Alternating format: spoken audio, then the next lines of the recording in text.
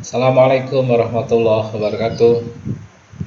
Bapak Ibu yang saya hormati dimanapun berada, Prof. Andi Mapiare, guru saya yang sudah meluangkan waktu berkenan hadir di forum ini. Terima kasih Prof. Pak Ramdhani selaku Ketua MGBK Nasional, teman-teman panitia, Bapak Ibu Konsor Sekolah Guru BK, ujung tombak pelaksanaan bimbingan konseling di Indonesia yang luar biasa selalu. Teman-teman mata pelajaran, guru mapel ya yang katanya juga ikut bergabung dalam forum ini. Syukur alhamdulillah Bapak Ibu, segala puji untuk Tuhan yang Maha Penentu. Pagi ini kita bisa bertemu dalam forum yang luar biasa, dalam diskusi yang sangat syarat makna. Bapak Ibu sekalian, kita akan diskusi tentang enchantment konselor sekolah, seni merubah hati dan pikiran siswa. Judul workshop ini sedemikian memukau Bapak Ibu. Semoga nanti hasilnya juga sedemikian memukau. Amin. Bapak Ibu sekalian, kami berdua, saya Arif Taufik Dani Abdillah, namun dipanggil Dani gitu saja karena terlalu panjang nama saya, dan Ibu Hirawati. Kami berdua adalah Widya Iswara Bimbingan Konseling di PM4TK Penjas dan BK, anak lembaga dari Kementerian Pendidikan dan Kebudayaan. Akan mendampingi Bapak Ibu selama 8 hari ke depan Bapak Ibu. Namun sebelumnya Bapak Ibu, target utama dari forum ini adalah bagaimana nanti kita mampu menjadi guru BK yang mampu memikat hati siswa. Bapak Ibu, ini PR luar biasa Bapak Ibu. Meskipun saya yakin Bapak Ibu sudah menjadi guru yang memikat hati siswa, karena rasionalisasi kita bahwa karena kita seorang helper pasti membutuhkan bagaimana sasaran kerja kita itu terpikat pada kita. Beda dengan seorang transporter, karena guru mapel itu seorang transporter, karena kita guru BK ini seorang helper. Agar supaya optimalnya sebuah layanan, rangkaian layanan, pelaksanaan layanan BK, maka kita harus memikat di hati siswa Bapak Ibu. Ini nanti yang menjadi tujuan utama dari acara yang cukup panjang ini Bapak Ibu. Kemudian hal-hal yang akan menuju target utama itu, yang pertama adalah nanti kita menganalisis penyebab tidak efektifnya pelayanan BK. Apa saja yang membuat kita di lapangan ini di dalam pelaksanaan pelayanan BK tidak efektif? Apa-apa yang menyebabkan? Kemudian dampak apa yang mengemuka, terutama dampak kepada kinerja maupun dampak pada siswa-siswa kita. Nanti kita bahas Bapak Ibu. Kemudian nanti kita juga akan mengidentifikasi esensi disharmonis konsor sekolah dengan siswa. Kenapa terjadi antara guru BK dan anak itu ada jarak, kurang melekat, atau tidak sesuai dengan harapan regulasi bimbingan konseling. Nanti kita identifikasi. Kemudian dampaknya apa? Apakah dampaknya itu langsung kepada anak-anak atau pada kinerja BK kita? Selanjutnya nanti kita juga akan merumuskan enchantment. Enchantment itu daya pikat Bapak Ibu. Daya pikat terhadap kita, anak-anak. Sehingga kalau itu bagus, maka bagaimana dengan pelayanan profesional BK di sekolahnya. Dan terakhir nanti kita bagaimana merancang enchantment gitu dalam verbal, dalam gestur, dan dalam power reference. Bapak Ibu yang saya hormati, target-target ini akan kita capai, akan kita realisasikan dalam kurun waktu 8 hari ke depan dengan 4 pokok bahasan materi. Yang pertama adalah inflection point BK. Bapak Ibu, memang pada kenyataannya dalam pelaksanaan praktis bimbingan konseling ada titik beloknya di lapangan. Tidak sesuai dengan harapan waktu kita kuliah dulu kan. Kenapa? Ada apa? Nanti kita bahas Bapak Ibu. Kemudian yang kedua, ada disharmonis kontrol sekolah dan siswa. Bagaimana realitanya tentang disharmonis? Apa, mengapa, dan bagaimananya untuk menghadapi ini? Kemudian yang ketiga adalah enchantment kontrol sekolah, strategi dibarukan. Maaf Bapak Ibu, bukan terbarukan, tapi dibarukan. Kemudian yang terakhir nanti bagaimana mengembangkannya dalam kinerja profesi. Yang selanjutnya masing-masing pokok bahasan ini masih akan kita breakdown menjadi sub. Sub yang pertama dari inflection point adalah BK dalam teoritis dan praktis. Akan turun lagi refleksi performa kinerja BK seperti apa. Demikian juga disharmonis kontrol sekolah kita breakdown menjadi 3 sub.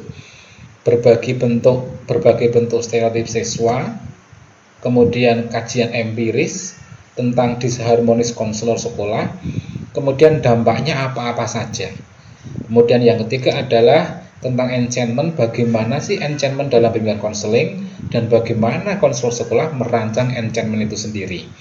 Dan yang terakhir adalah enchantment dalam verbal, enchantment dalam gestur, dan enchantment dalam power reference. Bapak Ibu yang berbahagia, luar biasa, 4 pokok bahasan ini kita breakdown menjadi 10 sub pokok bahasan. Saya ulang, menjadi 10 sub pokok bahasan. Role daripada kegiatan kita adalah yang pertama, kegiatan ini akan bersifat sinkronus dan unsinkronus. Sinkronus artinya pada hari ini kita ketemu live dalam waktu dan durasi yang sama, kita bertemu seperti ini.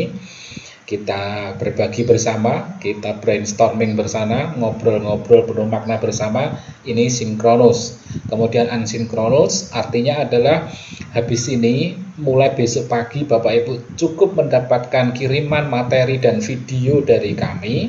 Bapak Ibu mempelajarinya, Bapak Ibu bisa menyampaikan pertanyaan dan hal-hal yang mungkin perlu dipertajam, perlu diperdalam rangka pikir dari materi itu, untuk kemudian mempertajam pemahaman Bapak Ibu. Pertanyaan itu bisa di-share melalui GC, Google Classroom, maupun link lain yang disediakan oleh panitia, entah itu grup WA ataupun lainnya.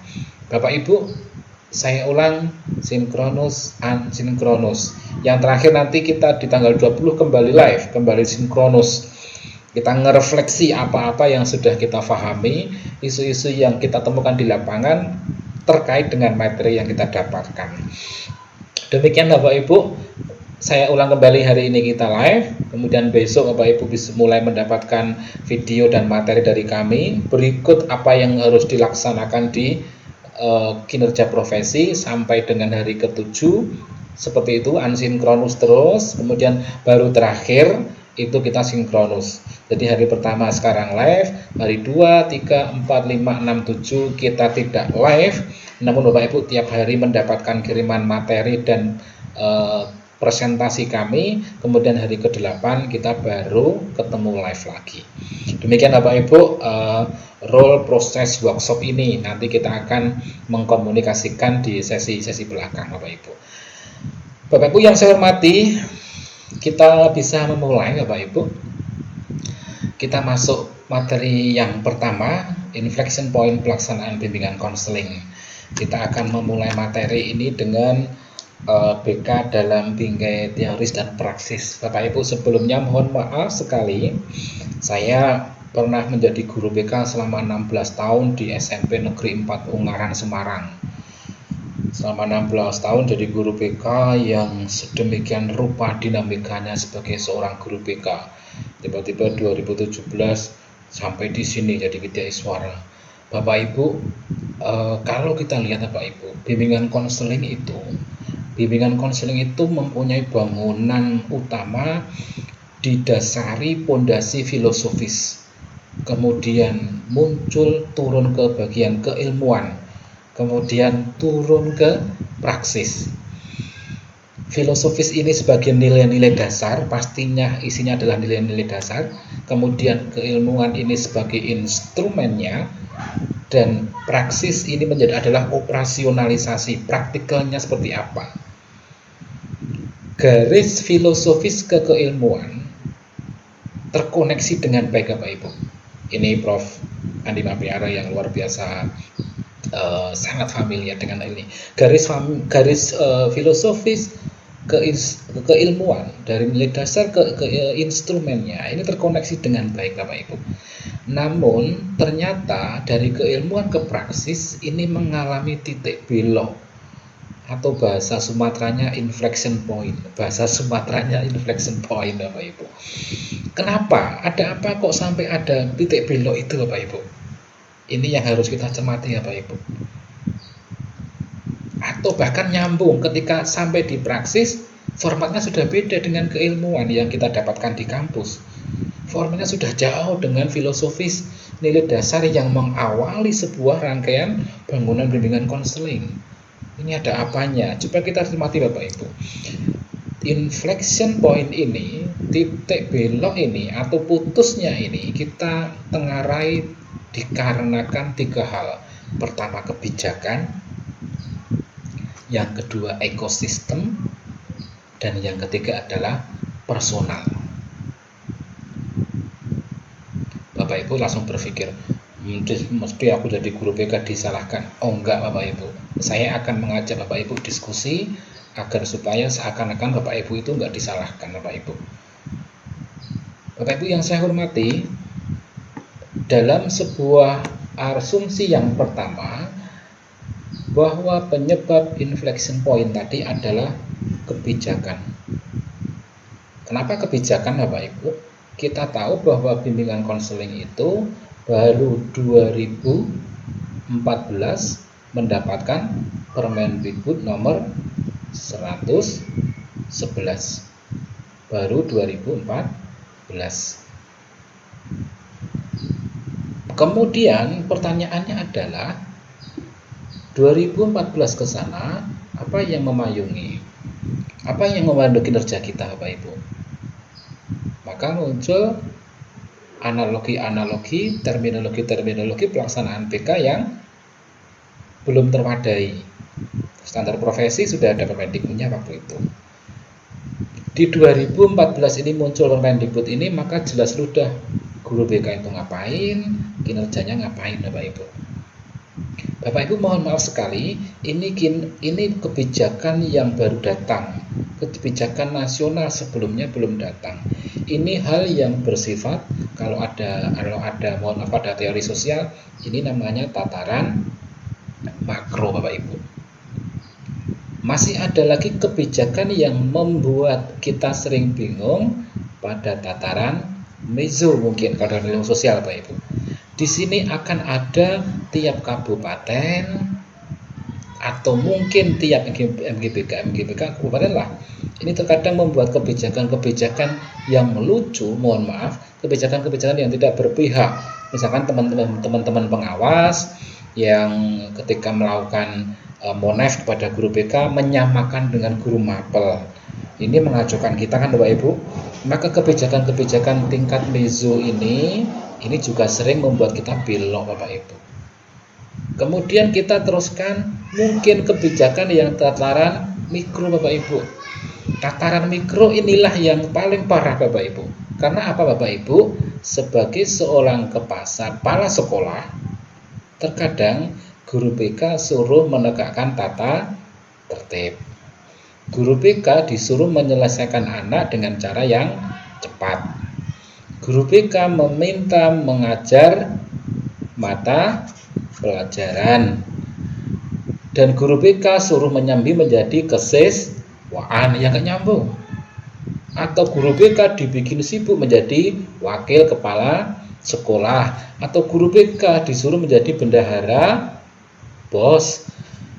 Bapak Ibu, kebijakan-kebijakan yang mikro ini yang diterbitkan oleh kepala sekolah ini tidak sedikit membelokkan kinerja bimbingan konseling.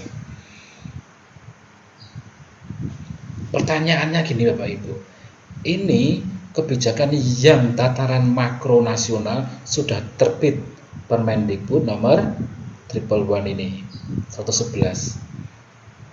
Kebijakan-kebijakan yang sifatnya meso pengawas memang harus dikasih tahu, misalkan Bapak Ibu, kepala sekolah ini yang terkadang belum paham, Bapak Ibu.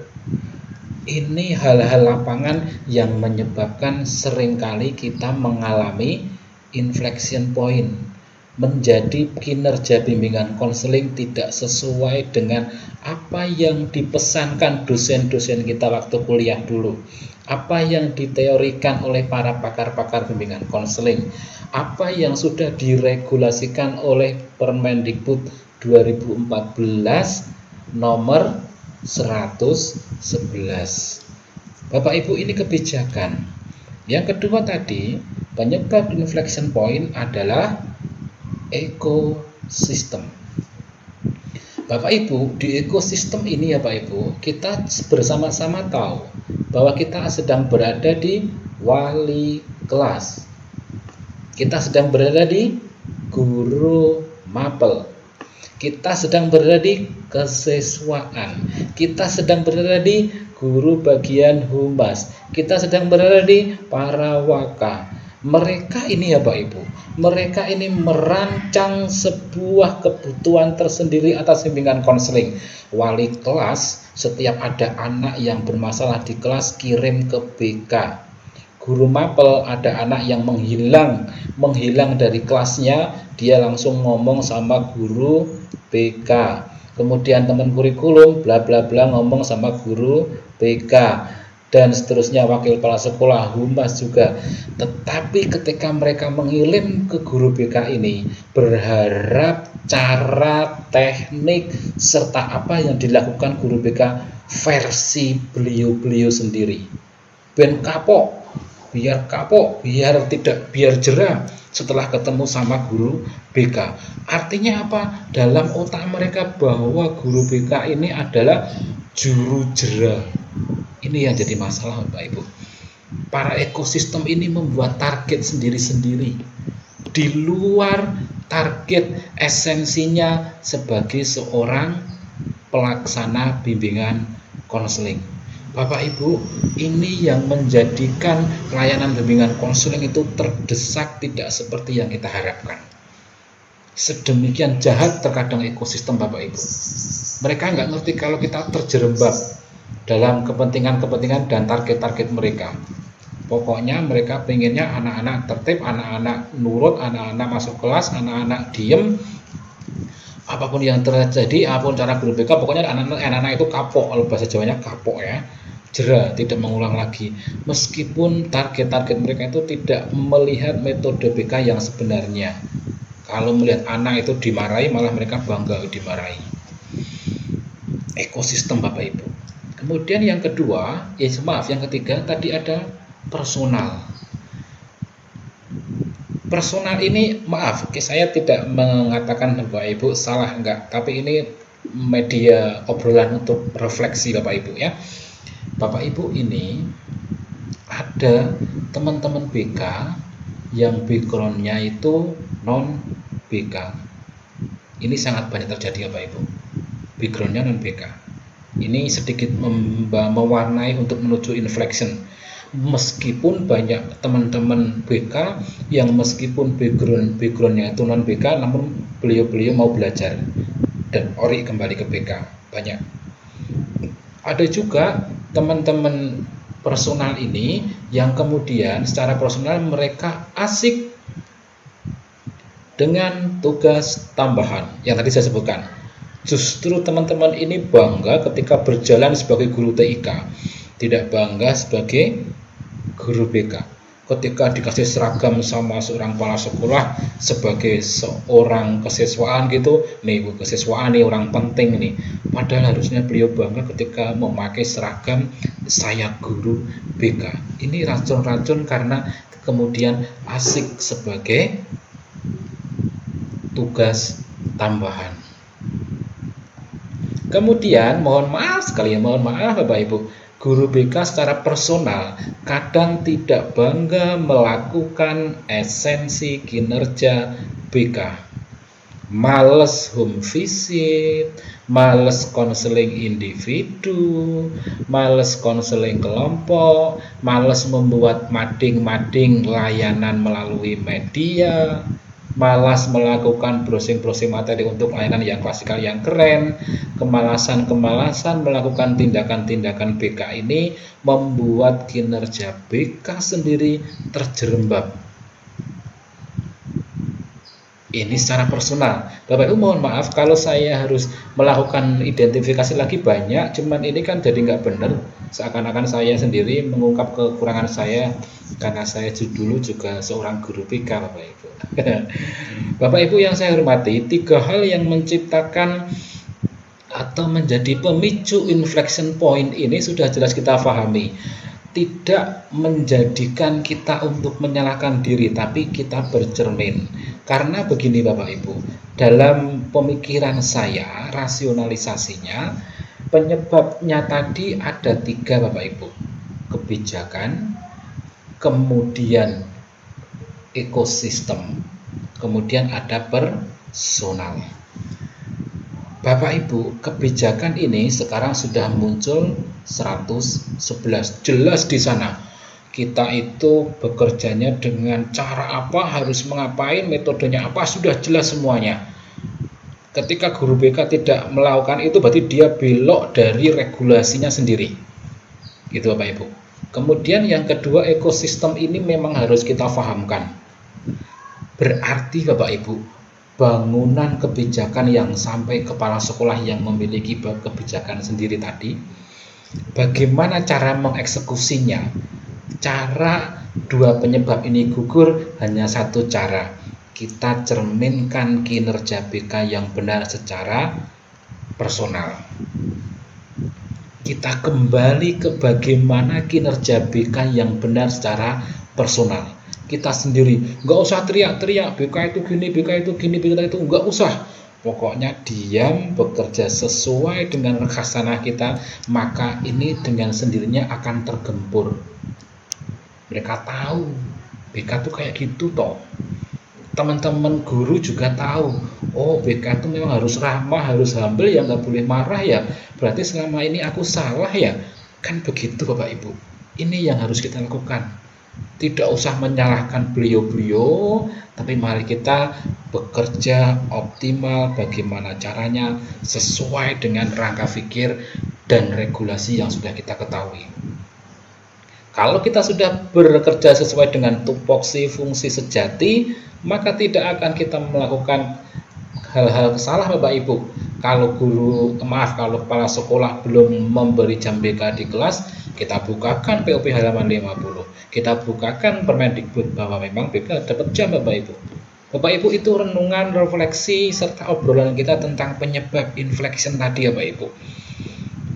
Memang kita agak-agak kalimat ekstrimnya terjepit gitu ya. Nah Bapak Ibu sekarang akan kita lanjutkan Bapak Ibu.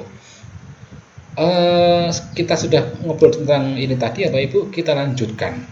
Coba kita bersama-sama kembali membahas ini ya Bapak Ibu.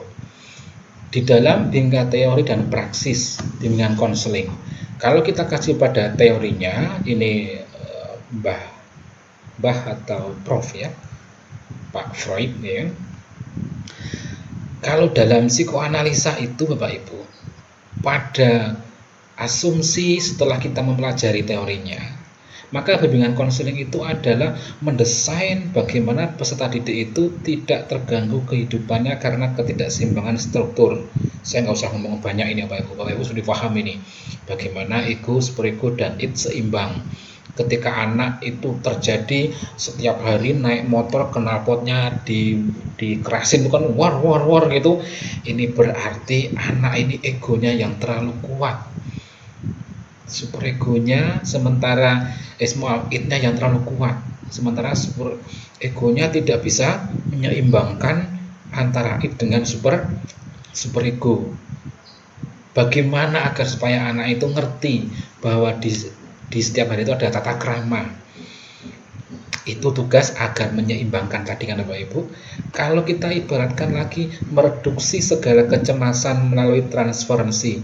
Bapak Ibu, mungkin enggak kita ketemu sama siswa yang tidak mau ikut pelajaran bahasa Indonesia, bukan karena mata pelajarannya, namun karena tidak suka sama gurunya.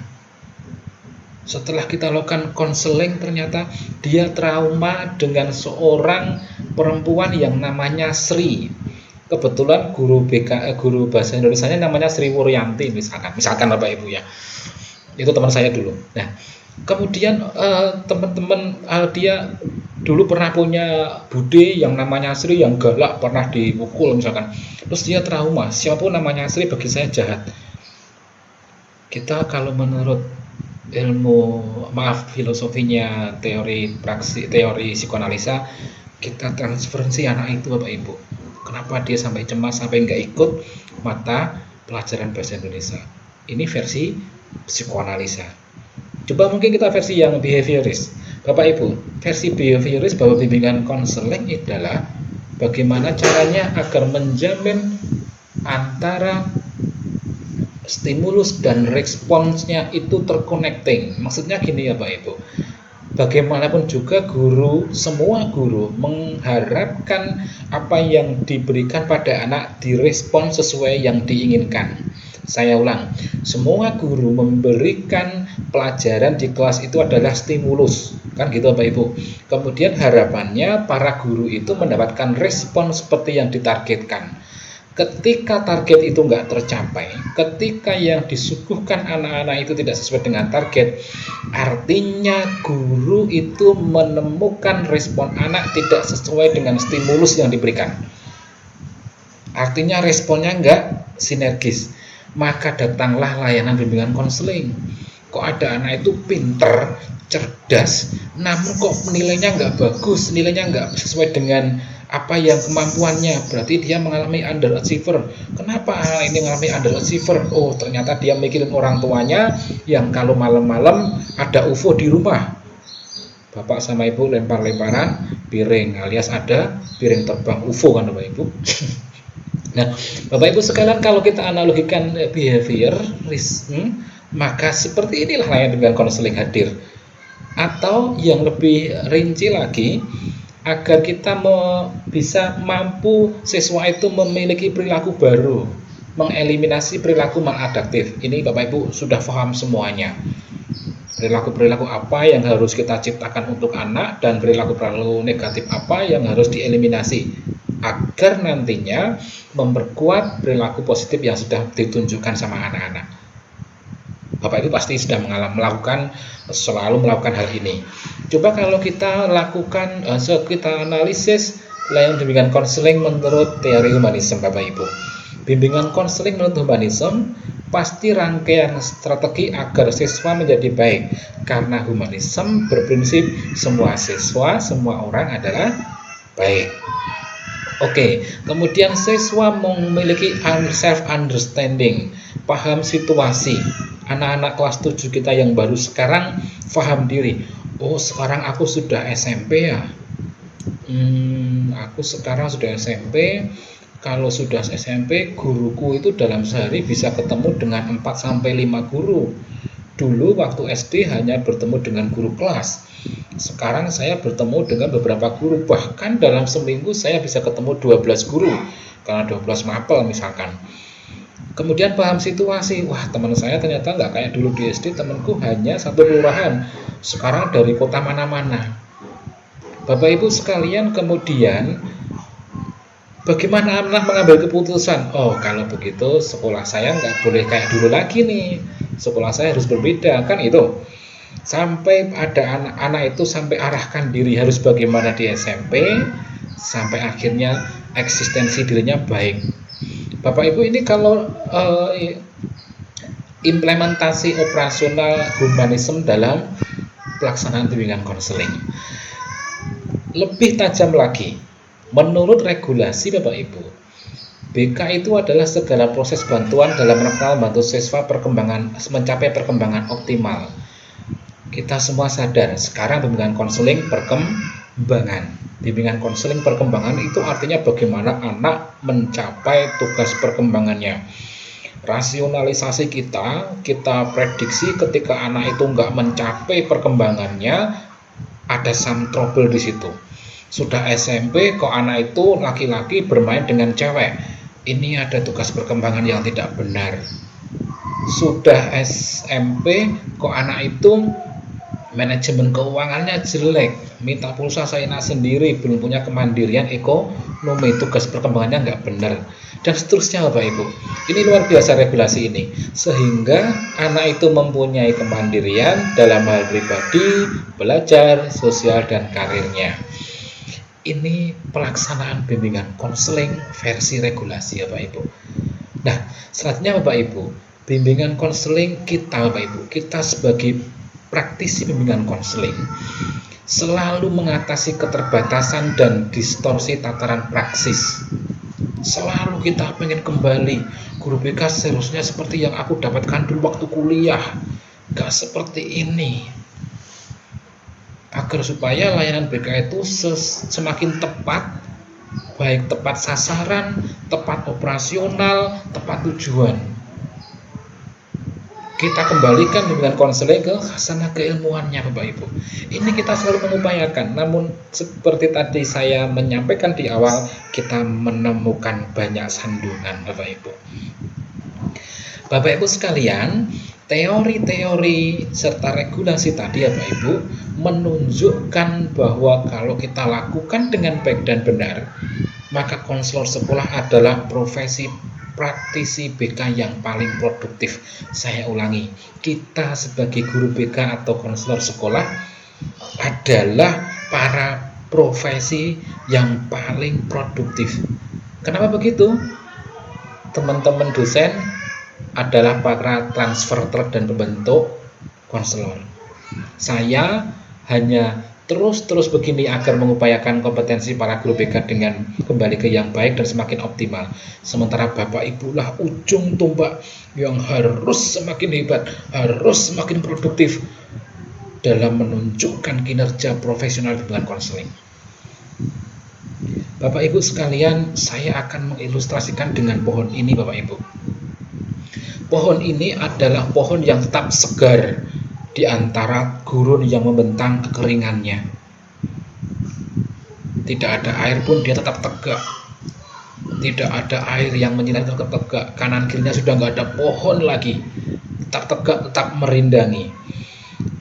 Bimbingan konseling, guru BK, konselor sekolah seperti ini ya Pak Ibu. Seandainya di sekolahan itu para guru-guru itu memang menjaga jarak atau menjaga image dengan para siswa, tinggal guru BK sendiri yang menjadi sahabat siswa lah, karena itu memang tugasnya. Seandainya di sekolahan itu tidak ada guru yang sering menjadi tempat curhat, tempat berbagi anak, guru BK lah yang tinggal sering menjadi sasaran anak beraduh, bersandar. Meskipun kadang kebijakan kepala sekolah, kadang sorotan, kan kadang kita selalu gini, halah gitu aja lebay sama anak-anak, halah sok dekat, gitu kan sama guru mapel. Iya benar, biarin kasus aku lebay, biarin aku sok dekat, memang itu tugasku kan gitu Bapak Ibu. Alah sok peduli, memang itulah saya digaji sama negara untuk menjadi pohon yang rindang buat mereka anak-anak, meskipun kanan kirinya gersang. Bapak Ibu yang saya hormati, ini adalah akhir obrolan kita di sesi ini. Saya sudah mengutarakan dari mana titik beloknya, apa yang seyogianya kita lakukan, dan bagaimana keadaan di lapangan agar kita tetap tegak menjadi seorang guru BK yang sesuai dengan teori dan regulasi. Bapak Ibu yang saya hormati, nanti akan dilanjutkan oleh senior saya, Ibu Hirawati, yang akan memaparkan submateri yang kedua, masih pada materi pokok inflection point pelaksanaan bimbingan konseling. Bapak Ibu, saya akhiri, semoga bermanfaat. Nanti kita ketemu di forum diskusi. Assalamualaikum warahmatullahi wabarakatuh.